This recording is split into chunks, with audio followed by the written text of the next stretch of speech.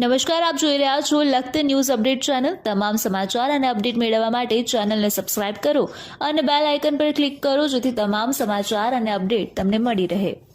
Lakhtar police દ્વારા CEIR પોર્ટલથી mobile શોધી કાઢી મૂળ માલિકને પરત કર્યો। પોલીસ સ્ટાફ દ્વારા 1 મહિનાની અંદર CEIR પોર્ટલની મદદથી બીજો મોબાઈલ શોધી કાઢવામાં આવ્યો। લખતર ગામના મફતિયાપરામાં રહેતા બરીફ અશોકભાઈ મંજીભાઈનો વિવો કંપનીનો મોબાઈલ લખતર અન્નપૂર્ણા હોટલ પાસેથી ખોવાઈ ગયો હતો। આથી તેમના દ્વારા લખતર પોલીસ સ્ટેશનમાં લેખિતમાં જાણ કરવામાં આવી હતી।